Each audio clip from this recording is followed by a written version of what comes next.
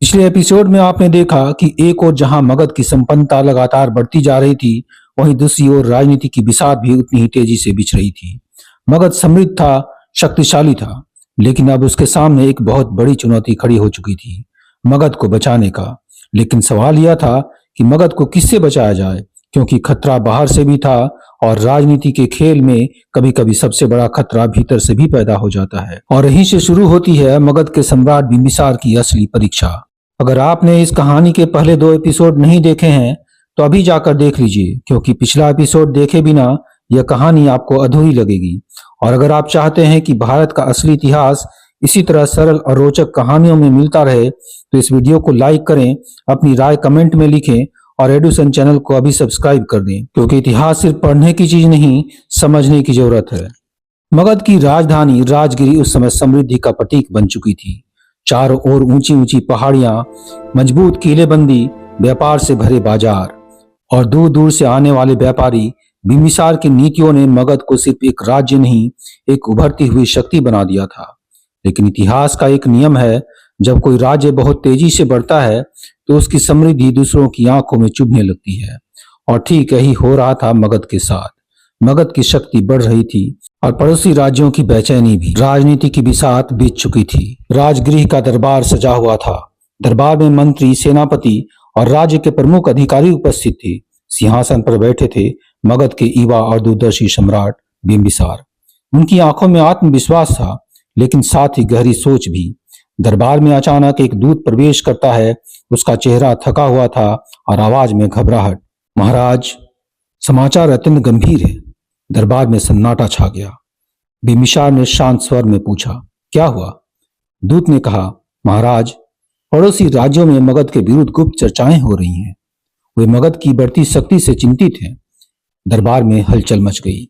मंत्री एक दूसरे की ओर देखने लगे, लेकिन बिंबिसार के चेहरे पर कोई घबराहट नहीं थी, क्योंकि एक सच्चा शासक संकट आने से पहले ही उसे महसूस कर लेता है। बिंबिसार जानते थे कि युद्ध केवल तलवार से नहीं जीता जाता, बल्कि युद्ध बुद्धि से जीता जाता है। उन्होंने अपने मंत्रियों से कहा, यदि हम हर समस्या का समाधान युद्ध से करेंगे तो मगध की शक्ति धीरे धीरे खत्म हो जाएगी। कभी कभी सबसे बड़ी विजय युद्ध किए बिना भी मिलती है। दरबार में बैठे लोग ध्यान से सुन रहे थे। बिंबिसार आगे बोले, हमें केवल शक्तिशाली नहीं बनना है, हमें बुद्धिमान भी बनना है। यही कारण था कि बिंबिसार ने सिर्फ युद्ध की रणनीति नहीं बनाई, उन्होंने बनाई राजनीतिक रणनीति। इतिहास गवाह है कि बिंबिसार केवल एक योद्धा ही नहीं थे, वे एक महान कूटनीतिज्ञ भी थे। उन्होंने समझ लिया था कि अगर पड़ोसी राज्यों को मित्र बना लिया जाए तो मगध की शक्ति कई गुना बढ़ सकती है। और यहीं से शुरू हुई बिंबिसार की कूटनीतिक चालें।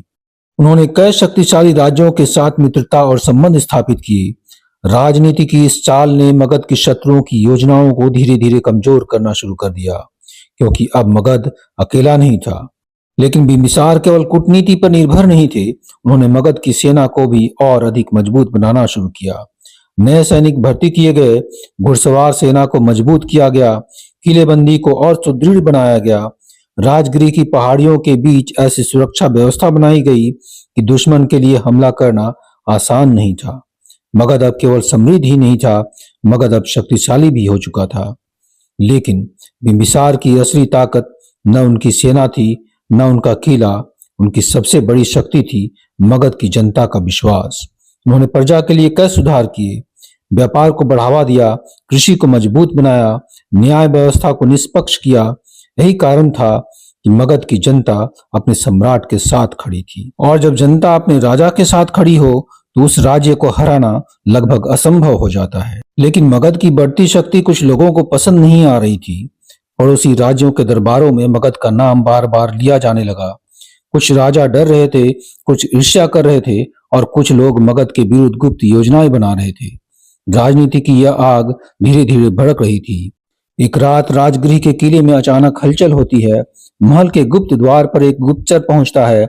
उसे तुरंत सम्राट बिंबिसार के सामने लाया जाता है। वह धीमी आवाज में कहता है, महाराज, हमारे विरोधी केवल योजना ही नहीं बना रहे हैं, वे बहुत जल्द मगध को चुनौती देने वाले हैं। यह सुनकर दरबार में मौजूद सभी लोग एक दूसरे को देखने लगे, लेकिन बिंबिसार की आंखों में एक अजीब सी चमक थी, क्योंकि शायद उन्हें इस पल का इंतजार था। राजगृह के महल में उस रात असामान्य शांति थी। महल की दीवारों पर जलती मशालों की रोशनी धीरे धीरे हिल रही थी और उसी रोशनी के बीच मगध के सम्राट बिंबिसार अपने दरबार के प्रमुख लोगों के साथ एक गुप्त सभा में बैठे थे। उनके सामने बैठे थे मगध के महामंत्री वर्षकार, सेना के वीर सेनापति भद्रसेन और कुछ विश्वसनीय सलाहकार। गुप्तचर द्वारा लाई गई खबर ने दरबार का वातावरण गंभीर कर दिया था। महामंत्री वर्षकार ने धीरे से कहा, महाराज, मगध की समृद्धि जितनी तेजी से बढ़ रही है उतनी ही तेजी से हमारे शत्रुओं की संख्या भी बढ़ रही है। सेनापति भद्रसेन ने अपनी तलवार निकालते हुए कहा, यदि कोई मगध की ओर आंख उठाकर देखेगा तो हमारी तलवार उसका उत्तर देगी। लेकिन बिंबिसार ने शांत स्वर में कहा, भद्रसेन, तलवार अंतिम उपाय है। राजा की सबसे बड़ी शक्ति केवल उसकी सेना नहीं, उसकी बुद्धि भी होती है। दरबार में बैठे लोग ध्यान से उनकी बातों को सुन रहे थे। बिंबिसार जानते थे कि सिर्फ युद्ध करके कोई राज्य लंबे समय तक शक्तिशाली नहीं रह सकता। उन्होंने मगध को मजबूत बनाने के लिए एक अलग रास्ता चुना था, कूटनीति का रास्ता। इसी कूटनीति के तहत उन्होंने पड़ोसी राज्यों के साथ मित्रता के संबंध बनाए। सबसे पहले उन्होंने विवाह किया कौशल की राजकुमारी कौशला देवी से। यह विवाह केवल एक पारिवारिक संबंध नहीं था, यह एक राजनीतिक समझौता भी था। कौशल के शक्तिशाली राजा प्रसेनजीत अब मगध के शत्रु नहीं रहे। महामंत्री वर्षकार ने उस समय कहा था, महाराज, यह विवाह केवल दो व्यक्तियों का नहीं है, दो राज्यों की मित्रता का प्रतीक है। बिंबिसार मुस्कुराए।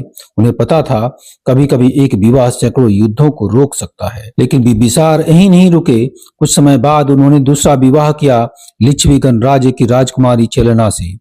वैशाली का लिच्छवी गणराज्य उस समय बहुत प्रभावशाली था। इस विवाह के बाद मगध और वैशाली के संबंध भी मजबूत हो गए।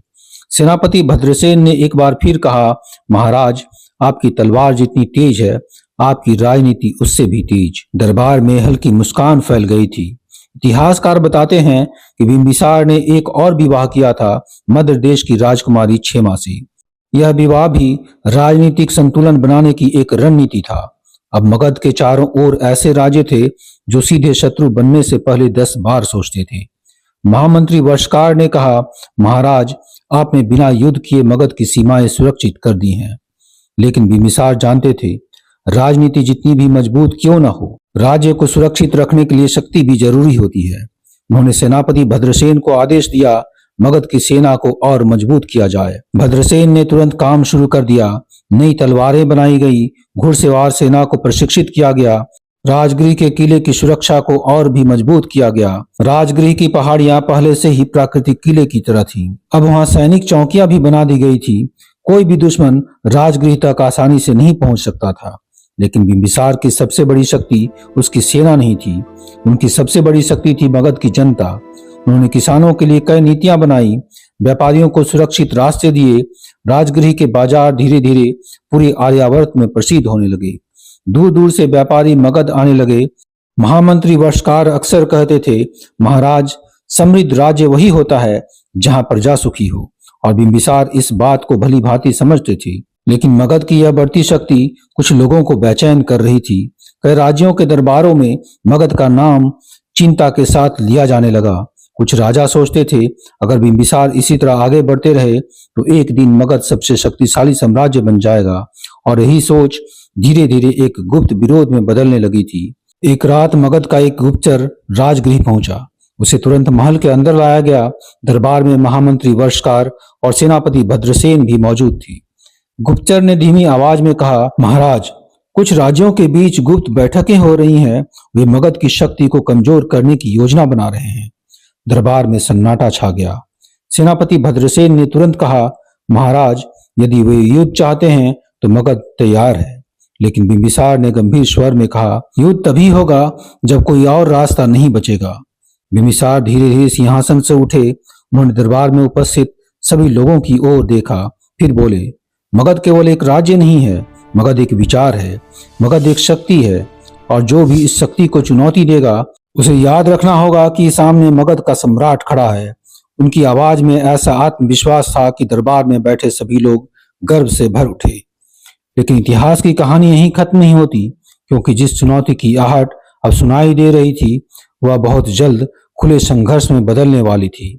राजनीति की बिसात अब पूरी तरह बीत चुकी थी और आने वाले समय में बिंबिसार को लेना पड़ेगा एक ऐसा निर्णय जो मगध के इतिहास की दिशा को हमेशा के लिए बदल देगा। लेकिन वह निर्णय क्या होगा और कौन था जो मगध की शक्ति को चुनौती देने की तैयारी कर रहा था, यह जानेंगे हम अगले एपिसोड में। तो दोस्तों, अगर आपको यह वीडियो पसंद आई हो तो इसे लाइक करें, शेयर करें, एक प्यारा सा कमेंट करें, साथ ही चैनल को सब्सक्राइब कर दें और जुड़े रहें एडुसेंस के साथ। धन्यवाद।